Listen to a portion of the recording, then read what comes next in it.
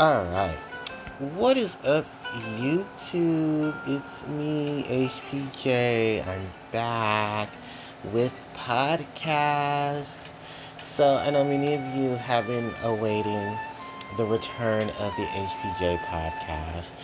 And it's back. It's going to be on a weekly basis. It's not going to be on a daily basis. And each week I will go basically over everything and anything that's going on that week. If people would like to bring topics up, the comment section is there uh, for topics, if anything you'd like me to bring up. Now, there are major changes, of course, for the HPJ podcast because, well, a lot has changed. One, I'm no longer using my laptop to record my podcast. I am now doing it via my phone, and I also have music on in the background. If you want to listen to the music playlist that I have, or whatever variant of songs that I am using, I will leave them in the description box below as well, or I'll leave it in the comment section so it's easier for you guys to see. It's a lot actually that I'm very thankful for because before I did stop the podcast because I was already upset about how things were going.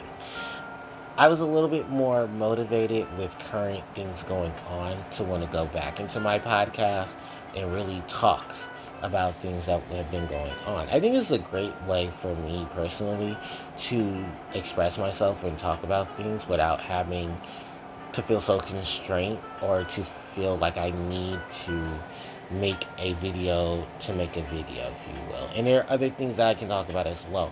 So I can talk about video games, I can talk about politics, I can talk about whatever that I need to just get off my chest. It'd be great for therapy as well because I definitely think this is a therapeutic situation too. Having some nice music in the background. I had the fan on because it's hot as fuck. And I really just want to give you guys a good focus of things. So, what made HPJ return to podcast after what I think almost a year now? Literally a year now since I did a podcast, and simply it's just because I had malfunctions with my computer, with my laptop. The sound went out on it, so when I would try to record, you'll hear buzzing, I fade in and out, and it was just like, damn, I wish this wasn't the issue, but when a lot of people said it was as much I can do, I tried to fix some of my audio issues, but unfortunately, I was still cut out. So, at that point, I just said, alright, let's just move on into the next thing and figure out where we can go from there. And I waited a minute, and then I came back to it, and then I was like, you know what? It's time to return to the podcast. And with everything going on mentally and emotionally, I thought good way of physically expressing myself was just to sit down and talk and have my phone out and just record anything and have some patience, some things around me to help me feel more relaxed and more, well, unbothered, considering how the world itself is going right now, isn't it? There's a couple of topics I did want to talk about today that I'll be bringing up in today's video, and I know many of you would be very excited to hear me talk about those as well. So if you hear a lot of clanking and things moving on, that's because I'm also trying to work on some other things in the background as well. So the first thing to talk about, of course, is, well, since we have Sonic music playing right now in the background, I want to talk about Mr. Sonic the Hedgehog. So Sonic's most recent event is the Sonic Racing Cross World beta that was released to the public for those who have modern consoles as well as Steam and are going to be looking to purchase these things. So if you had Nintendo Online, if you had PlayStation Network and stuff like that, you were able to play the game and you were able to experience one of the many cups that will be introduced into the game.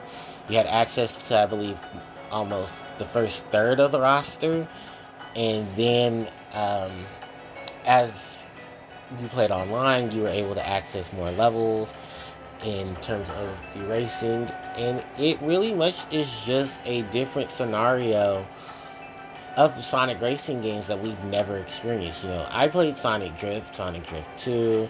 I played Riders. I didn't play Zero Gravity. I did play Sonic and Sega All Stars Racing, Sonic Sega All Stars Racing Transformed. I did buy Sonic, Team Sonic Racing for however much of a game that wanted to be, and more was the soundtrack. And I'd even played Sonic R. So there's a lot to unpack with Sonic, and I would like for Sonic in the future to really embrace the lore that is Sonic the Hedgehog. But damn, this game is good. This game is really good. The only trope that I think a lot of us had was, of course, connection issues, because that's something new. There is cross-play, so you can play with others who are playing on other consoles. And even more so, one of my favorite things was the music. But there's only one issue that I have with the music, and that's the Water Palace stage, that's supposed to be based off of Water Palace from Sonic Rush, does not have the Sonic Rush OST track to it. It doesn't have back-to-back. Maybe it's because it's the beta, maybe because they're going to add it later on, or maybe it's, music that we get to add while we're competing, because there is a lot of different things we're able to open in the beta. So if you have the beta, anything that you had done in anything you've done in the beta, when you buy the actual game, will just transfer over. So that's pretty cool itself. And I remember Pokemon did something similar to that too. Not the Pokemon that you caught, but the Astro Ninja, and then some of like the items and stuff moved over, which is really cool. There was also what else was it that was like? It's very few chances where games do that, especially in the modern era. But when they do, it's really cool. I don't play too many games outside most of the stuff I've already played, so it's rare that I do play something. I think Apple Arcade did something with that with Shantae when she came out for Apple Arcade a few years ago. I think Shantae and Seven Sirens, they had you go up all the way until you defeated the boss you beat the first dungeon of the game. That's what it was. But you were able to explore just the areas that were accessible up until the end of the first dungeon. So that's not too bad. But still, it's a great way for players to play the game, experience the game themselves, and then overall just go through the motions of what was in the game and have fun with it. So, with that in told, what other additional things am I looking forward to with Sonic Racing Cross Worlds? There is another beta coming out in a few weeks, right before the game comes out. I mean, they're testing more stuff for single player. I will be purchasing the full $90 version of the game, because not only will it give me the soundtrack, but it'll give me the pass that will give me all of the DLC characters. So once you buy the pass, similar to that of Mario Kart 8 Deluxe, you'll be able to have everything. And even if you don't have like your Nintendo Online or whatnot, you'll still be able to access it. You just won't be able to access online play, which is fine. So now that we talked about Mario Kart, now that we bring up Mario Kart, let's talk about Mario Kart. So I still don't own a Switch 2, and I have not played Mario Kart World outside of a demo kiosk that was at Target, and actually it's still at Target too. I did get to experience it. I got to play as Louis G, and I got to play just a random travel cup from one area. I think it was Princess Peach's Castle to the dinosaur level with the dinosaurs in it, which is pretty cool. And then it was okay. It was not bad. The controls were a little gimmicky. Well, it wasn't gimmicky, but the controls were a little different than what they were for Mario Kart Deluxe. I didn't win, but also I was playing against computers. I think they were on like normal or easy, which didn't bother me. The graphics looked amazing. It is a very beautiful looking game. The Switch 2, very comfortable on the hands and handheld mode. Looks very nice. I like the Joy-Cons and how they feel. The thumb pads for the Joy-Cons, for the joysticks, amazing. The look of it, very nice. I wish it was in multiple colors, or had multiple motifs for multiple colors, so that people could experience it in a different pattern. But maybe when I do buy my Switch 2, maybe just all black. If not all black, fine. I'll at least be able to get it in the color blue, with the blue and red color, so I can experience it that way. But it's still a really cool system. It's just that, of course, there is the negatives of things that were going on behind the scenes with Nintendo. The tariffs have now raised the prices on the Switch, the original Switch, the Switch Lite, and the Switch OLED. So unfortunately, yeah, if you're looking for those other systems, it's going to take a while for you to get them because, yeah, they are going up in price. I cannot speak for the DS, the 3DS, and stuff like that because those manufacturings, I believe, have discontinued for a minute. But you can always buy them secondhand. So, like, if someone's at thrift stores or you get them from like packagings and stuff, yeah, I definitely say go for it. Outside of that, there is the little bit of issues and controversy between Mario Kart World and Sonic Racing Cross Worlds, and there have been a lot of people who have saying I'm ready to drop Mario Kart World to play Sonic Cross Worlds because the game itself plays a lot better. There's more characters that aren't just weak clones of Mario. The customization is a lot better. There are, easily just a lot more things than we have. The only thing I don't like is that you have to cross worlds, which of course, I know it's the gimmick of the game, but I do like that Tron Trial just sets you right back to where you were initially in the game, and you can see the big ring in the background. I mean, the back when you do the back view, you can see the ring and and the carts and stuff coming out the rings, which is cool. It kind of gives me that feel of So I think it was Mario Kart that did something similar to that. Because I know you can. There's a back button. You can see who's behind you. I think that was introduced in Mario Kart 64. I don't know if I don't think any of the Sonic Drift games did that. Know for a fact that yes, Sonic R did. I think Sonic R did. If Sonic R did, then I think Sonic Riders did. I haven't played Zero Gravity, and I don't know much about Free Riders to know outside of the opening track and the remix by Fresh 40. But outside of it, I mean, it's still a pretty good racing game, and I think a lot of people will enjoy it once it officially comes out. And if you haven't been sold and you want to still give it a test, they did make an announcement that sometime in the middle of this month, we'll be able to play Sonic Racing Crossworld single player, and they'll have more things available for the single player. We'll probably even get to play Miku at that point. So if you're really interested, I'd say definitely give that a try. From there, let's talk about card games. Yu-Gi-Oh players. Yu-Gi-Oh players, it's now time to talk about all the major changes that are going on. There's a world's policy. The policy for tournament play has changed now. There's going to be a loss situation if the player in procedures aren't met after the 50 rounds now. Matches are now 50 rounds. 15 minutes per round instead of 45 minutes. There's also like terms and policy situations with that too that have been updated. I think it would be best to listen to more Yu-Gi-Oh players who are in the competitive scene more than I am about the changes because I'm still kind of oblivious to a lot of things that have changed over it. I'm kind of one of those who were part of the OG. You had once the turn ended, or once the game got to the last match, you basically played out who.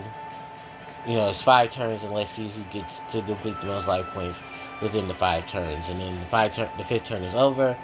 The one who had the most life points is the winner. So, it really just depends on things. I know it doesn't really affect draws and stuff, but I feel like Konami really just pulling things out their ass. But then I also heard there's been issues with slow play. So people who play the game and you're taking, your sweet time like a grandma and grandpa, please don't do that because some people are already irritated that we have to spend 30 minutes waiting for someone to take their one turn. Don't be that guy or that gal or that person. So then there was, of course, the Yu-Gi-Oh! World Championships. If you guys did not watch it, I watched a portion of it, and then I found, most of the winner and stuff. So the U.S. has now taken another title in a row for the Yu-Gi-Oh! World Championship Series. The TCG OCG player uh, is, has taken it is an American, just like the 2023-2024 World Championship.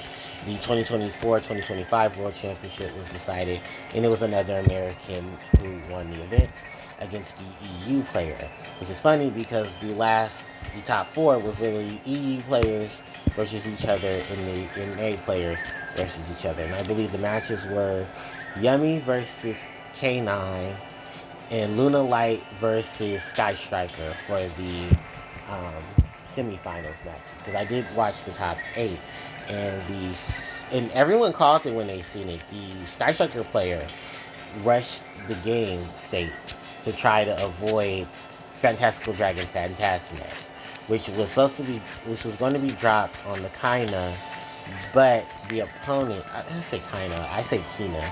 So Kina, because that's how I say it. Kina was dropped over, I think, a Ray or a Rose. The opponent was trying to respond, and then the Sky Striker player, decided to drop the Kagari on top of it without giving a window of opening for the opponent. There was a couple of exchanges between the judges, the players, and stuff, and then no one ruled it against the Sky Striker player, which it should have been a ruling against the Sky Striker player. But I don't know, like, competitive Yu-Gi-Oh gets fickle when things don't go their way half the time.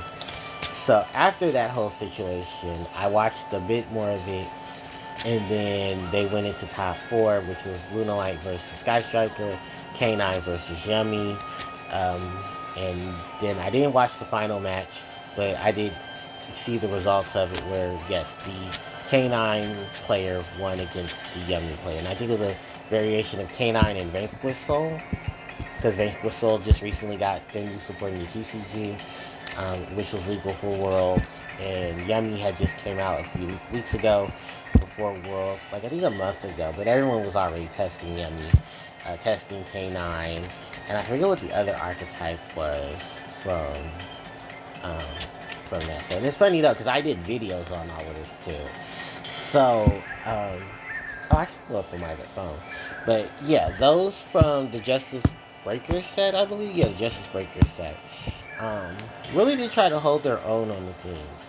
But I think because of the timing and everything, was always his biggest issue. I honestly and truly think that when Konami gets its head out their ass, and they will eventually, that people will be able to play a more fun or variation of Yu-Gi-Oh!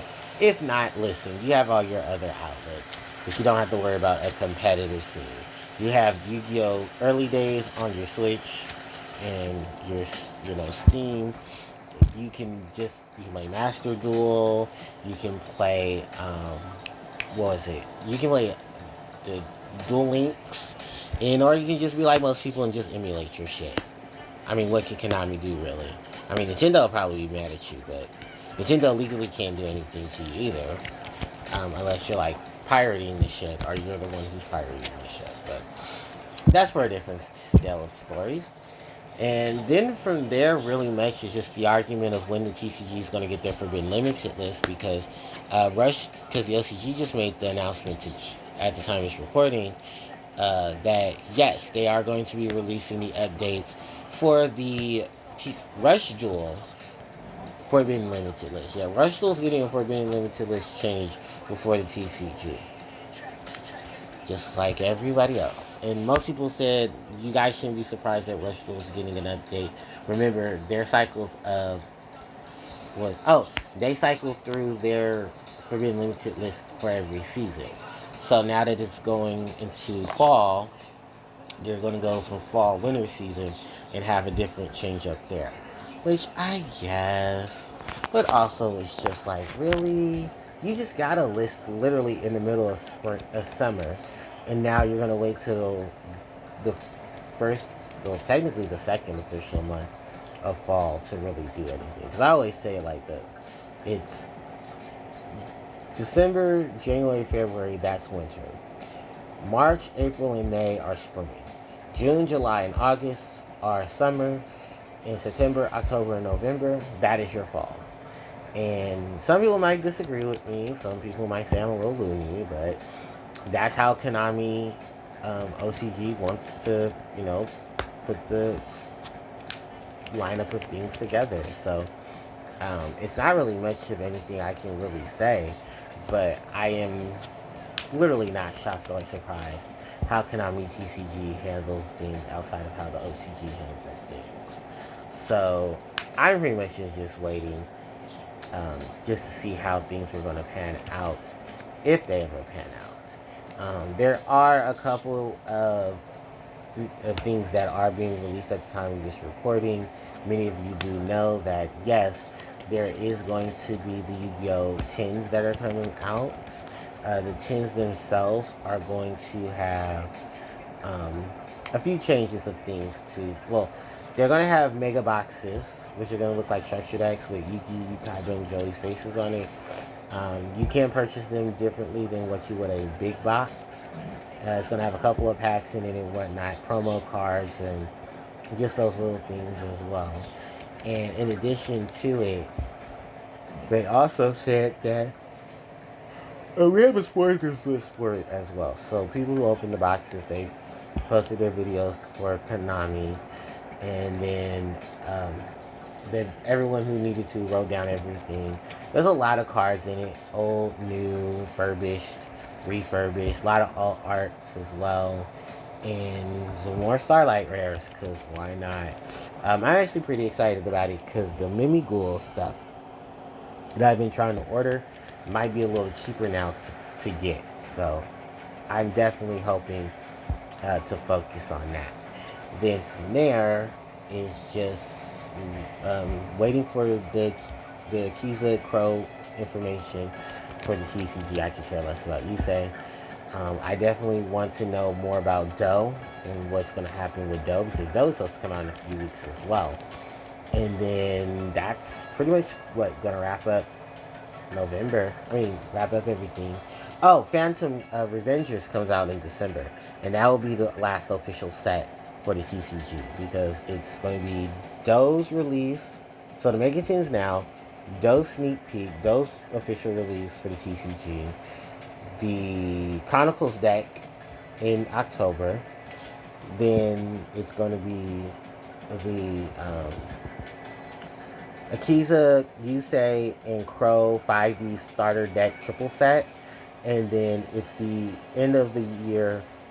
The last core set is going to be, of course, Phantom Revengers with the Enderman Craft, the Hecka Hands, and Killer Tune. Which, yeah, the TCG names for Killer Tune and Hecka Country. Yeah, Hecka Hands, which, to be very fair, that's what they technically are. They're the hands of God, are the hands of a god being used to form a new world and forming the changes in that world. So, Hecka Hand kind of makes sense, and I like it easier pronounced than trying to pronounce Hecka Country. And I know someone's going to tell me in the comment section that I'm pronouncing it incorrectly, and I tried. I at least waited for a decent enough and not to be angry TCG change to the name. And Killer Tune, I hate it because they have many cards in the Yu-Gi-Oh franchise that have the name Killer in it. But Killer Tune, really? So I guess they wanted to be funky, fresh, and hip with the kids and try to spell killer differently. Okay, Queens. And then on top of that, we don't know what the Enderman Craft are going to be. But a lot of people are expecting it to at least be really cool. So hopefully it's cool name. But the deck itself, with all the cards that are in it, Jesus, they're going to be chaotic. It's going to be a bloodbath with how much stuff is put into it. So from there, moving into the other card game that I played, Digimon. So what's up with Digimon and how's Digimon doing? Well, Digimon's now in the process of starting off tournaments in their new season with their new ban and restriction list. If you haven't seen seen it. I did post it on my channel, but I'm not going to make a video on it because majority of it, I don't play. I play maybe a few cards on it, but Sakuyamon was the deck that I played and she was getting hit the most. Is this a good thing or a bad thing? And I said in the Sakuyamon video, but I'll just say it for you guys here. So watching Sakuyamon get hit in the Digimon ban and restriction list kind of needed to happen because Sakuyamon was going crazy. And I know that's weird to say considering what else was also out there, but what also is out there kind of got hit too with a lot of changes. You know, no freebie cards that are going to give me X amount of memory and then just shove it over to my opponent. No. Bandai said no to that, and they're changing a lot of those cards as well to fit a different narrative. Especially considering the fact that they wanted those changes. A lot of players wanted these changes because of how things were going in Digimon. So, the last time I entered a tournament, literally, I will tell you, was just to celebrate the BT22 releases. Outside of BT22's release, that was pretty much it. I did not have any other need to mess around with Digimon. After that, I know many of you know there were issues with me trying to get cards for Digimon and Yu-Gi-Oh! And these things just have not fell out. I still have stuff in my cart right now for Yu-Gi-Oh! And Digimon. I just haven't been able to really focus on anything and try to figure out, what's going on with my mailing system. Because some people are saying, after my incident with the post office before, there's issues with the post office because there's a lack of staff and a lack of this and a lack of that. And I'm just like, yeah. I mean, it makes sense on paper, but it's also just like so frustrating where you ordered a package and you're waiting for it to come, but then you don't know if it's coming, but also every other package that you've seen is coming. And when you look on these emails where the mail is showing you which items are coming that day, it's just like, where are the ones I actually ordered? Where were the ones that I ordered in June and didn't come to me in June? Did they ever get sent back? Because no, they didn't. They're probably sitting there on, in that lot or in that thing. So it just really, really sucks. But hopefully by time we get, hopefully when I make my next round of orders online, things will be a lot better. I hope. But, never count your chickens before they hatch. And I like I said, I just hope that the next round of orders are a lot better. Because trying to buy stuff in person is very hard when you're limited to one or two shops in the area that play Yu-Gi-Oh! And have Yu-Gi-Oh! Cards for you to purchase. Because I don't like traveling any further than I have to. And that's a lot of money spending to travel around here and there. So, with that in case in point said, Pokemon. Pokemon ZA is coming out, I believe, in October or November. I think it's November. But I won't be purchasing it because just like the last Legends game for Pokemon, I did not purchase that either. I really don't have much of an interest in the physical games. I have more of an interest in the card game because the Mega Set will be coming out shortly around the time Pokemon Legends Z8 comes out.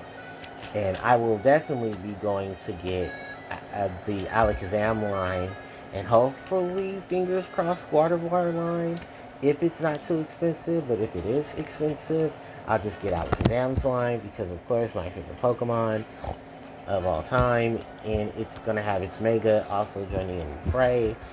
But I really just don't have no interest in the Legends ZA game because I just wasn't a big fan of Kalos in terms of just the overall thing. The story wasn't too bad, but had a lot of holes in it. Many people agree that they had the worst set of rivals in the series, kind of on par with what maybe Gen 8, with the whole hop thing, and Gen 9 wasn't too bad, but Gen 7 and Gen 6 was just kind of all over the place in terms of different things with the rivals. Gen 7, I think, has a better story than Gen 6, but people just ride the Gen 6 coattail because Mega Evolution. And to be very honest with you, I wasn't that impressed. I was just more so impressed because my favorite Pokemon got a Mega Evolution. And most of the Pokemon I did like also got a Mega Evolution. But, yeah, that's kind of just how some of the cookies crumble, right? Right. So then let's also go into the factor of, um, do I possibly think that we'll get another Pokemon game? Yeah, we'll probably get another announcement for it. And if anything, we'll probably see more information on it in the months to come. So I know the next thing is Malamar. There's been some teasers about Malamar and people falling in love with Malamar. There was a leak of Mega Malamar. Malamar is a Gen 6 Pokemon that's Dark Fairy, and to evolve it from its pre-evolution Inkay, you have to turn your 3DS upside down. I mean, I guess you like level 30. Level 30, turn your DS upside down to evolve it. I know the card, not the card game, but the later video games also have some weird stuff with Malamar as well. I think you still have to like flip your 3DS upside down. Some areas just have Inkay or Malamar as Pokemon you can capture in, um, in those respective games, so it will be easier. But holy shit, that is a lot to deal with if you have to find a way to evolve Malamar. The rumors or speculations is that Malamar's design is going to have like a rainbow. It's going to keep its squid-like appearance. It's going to be white, all white with like a rainbow middle, like the colors of the rainbow in the middle. It's going to look very artsy-like, but still be Malamar. I mean, Mega Hawlucha looked amazing. Golden Luchador, which fits into who Hawlucha is overall. And I think a lot of people said too they were hoping to see Mega Garchomp, but let's give Hawlucha his time to shine because Generation 6 was Hawlucha's introduction to this from into the series. It's like a lot of Pokemon as well as Mega Evolution, and I think a lot of people can agree that Gen 6 not having its starters have Mega forms, as well as Gen 6 also ignoring some of the Pokemon in the series that should have had a Mega Evolution, because if you're going to be a series that focuses on Mega Evolution, you should have been doing a lot more with Mega Evolution. So, yeah, that definitely was a thing, and I was just like, fix it, Jesus. So, from there, let's go back to Mario for just a second. Mario will be celebrating his 40th anniversary this year. There has been no information from Nintendo about the big red plumber and the big green plumber in terms of their birthday celebration. Because remember, Mario and Luigi are twins. It's canonically said in the games that Mario and Luigi are twin brothers. Mario is just shorter than Luigi and happens to be the oldest one by a minute in terms of their birth. Outside of that, yes, I think it's very strange that Nintendo is being quiet, but also it's Nintendo. You ain't never know exactly what they're going to have up their sleeve, what they're going to show us, when they're going to show us, and how they're going to do it. Because remember, that was the same situation with the Mario movie, and how we all had a goddamn spectacle finding out that Chris Pratt was going to be playing Mario, and Jack Black was going to be playing Bowser. Because goddamn, I never saw that coming. Outside of it, really, the Mario movie is coming out in a few months, so we're probably going to start seeing trailers and teasers for it. As far as the storyline itself goes, they'll probably have Yoshi be part of the main crew. Some people speculate that we could see the arrival of the Scapelli brothers, Wario and Waluigi. Some people may even speculate Daisy. And because of the whole thing that's happened with Nintendo and them saying that Mario and Princess Peach are platonic friends, maybe Pauline might make an appearance and she might, persuade Mario to go on a date with her again. She is the mayor of New Donk City, so Mario did help her out. And maybe they'll make that a part of the storyline too. And, him and Donkey Kong have become friends, so there could be more things going on between them and maybe their friendship. It'd just be nice to see that. Strip away from the typical Mario Brothers scenario and show us more. Like, give us a different big bad as an enemy.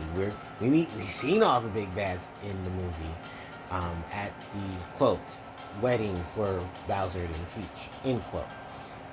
So definitely want to see how everything is going to pan out, and I definitely cannot wait for it. In terms of that, I mean, will we get a collection game?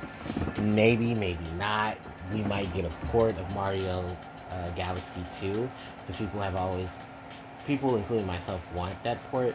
But I'd probably be disappointed if that port is just Switch 2 only. We haven't really heard much of any of the other games that are going to be listed in the wave of GameCube games for the Virtual Console. Because right now it's only three: Soul Calibur, two, Link's, what was it? Link, Legend of Zelda, Link, Legend of Zelda Wind Waker. I keep saying Link. Legend of Zelda Wind Waker, and what's the other game? I should remember what the other game is. I know it's LOZ Wind Waker. Uh, oh, Choo Choo Bond. Choo Choo Bond is out too, but I forget what the starting lineup was. I'm sorry. I think it's Mario Sunshine. No, it's not Sunshine. Sunshine was on the list, but Sunshine may not come out to the Virtual Console for GameCube. Sorry, guys. I don't have a Switch 2, so I can't really tell you off the top of my head. I can only tell you what I remember. And I do remember the fact that, yeah, they did talk about the Mario games that are present on there. And then there was also the other Mario and Pokemon games and stuff like that also coming to the Virtual Console for GameCube. So people can play, original, in quotes, Mario World, or they can play, in quotes, the lineup of things from Wind Waker. Because I've never played Wind Waker, but I don't want to Switch 2, so I can't play Wind Waker, unfortunately. So it's a lot of trial and error, but it's definitely going to be worth it sooner or later, and with a lot more games added to it. I know a lot of people like myself, or Sonic fans, are hoping that Sonic Team is going to cave and be like, look, we aren't going to give you a remake, but here, Virtual Console versions of Sonic Adventure 2 and Sonic Adventure SA1 and SA2 for the GameCube. Or maybe do a collection series situation there too, and just release them for the Switch and modern consoles, which I still think would be a great way for everyone to be able to play it. Don't lock it behind the Switch 2 in a paywall, because we kind of remember what happened the last time that happened. So, yeah, that's kind of just my thing with Nintendo, is we never know what we're expecting, but when it is expected, we'll be happy for it. Outside of that, really isn't much to talk about in terms of oh, yes there is. There's one more thing. Let's drop Puzzles and Dragons into this mix. Pad. While I have now celebrated my 11 years of playing Puzzles and Dragons, we are now entering the dry spell situation of Pad. And there's also some drama behind Pad. Yeah, I got some Pad tea. So, a few weeks ago, the CEO of Gung Ho had to step down because they caught him stealing money from the company.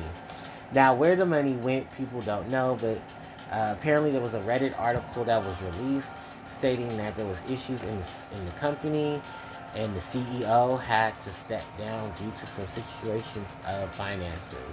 Then it was discovered that, being finances and letting shit break and then not having the shit fixed. Yeah, that kind of did happen. So now, I don't know what the whole situation is with Gung Ho or Gung Ho America.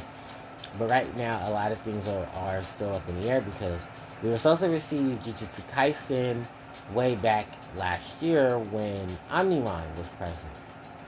And with the change of things going on, we really haven't known what's going to happen with current events and stuff. So it is crazy to see what Puzzle and Dragons will pull out their ass. So right now it's just all in-home games and stuff, new evolutions for those and setting up for those, while really just not being able to know what's going to happen on the other end when it comes to the setups. So it's like, damn. Alright. So we're not getting this collab, but we're getting this one. You're not getting this ability, but you're going to get this one. You're not going to get this set up, but you're going to get that set up. It's very, very stupid. But, it's like... Sorry if I'm going in and out. I am a bit sleepy, so I want to try to wrap up the rest of this video now. But Gung Ho, yeah, is kind of in a shaky situation with both NA and JP. JP feels like they're not putting enough effort into it. NA says you're cutting out content that could definitely give you some money.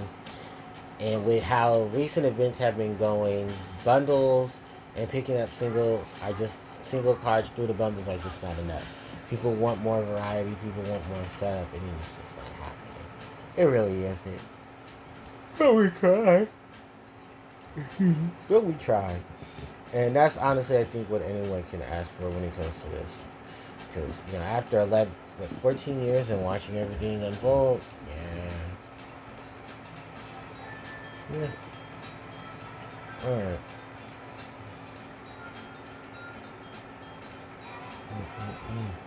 Sorry guys, I'm tired. I just read a text message. But yeah, Gun Ho's being done well. I'll try to keep you guys updated if there's any changes. But I know a lot of people are just like, where are the changes? Can we get going? So we can get this up a lot. Yeah, it's definitely a lot. We know it. And sorry.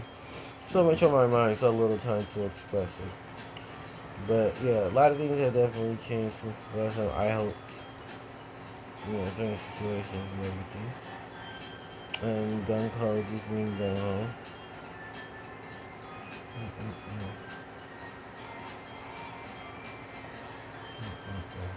Sorry guys, let me wrap up this video because I'm falling asleep through this, and I know you guys don't want to hear the wind and whatever's in the background over me. So, with that info, thank you guys so much for helping me and clearing things up, because I'm hugely tired. I really, really am.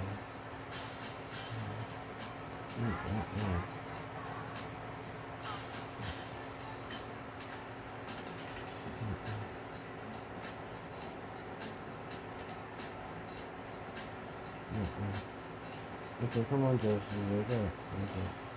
Alright, so, I'm going to wrap up things here because I'm falling asleep on you guys. But I did enjoy doing this podcast. If you guys would like to see more, like, comment, share, subscribe, because that helps me out. Which don't forget to do any of those. Currently, my content's still up on the channel, so if you want to see it. Deck list, discussion videos, card analysis, all of that. And, I'm trying to think. No, there really isn't much else after that. So, alright you guys, I'm going to wrap up my video here. I thank you guys so much for watching my return to the podcast. I want to try my best to try to upload this as soon as possible, but only time can tell. Thank you guys so much for watching, and I appreciate you all. HPJ signing out. Take care.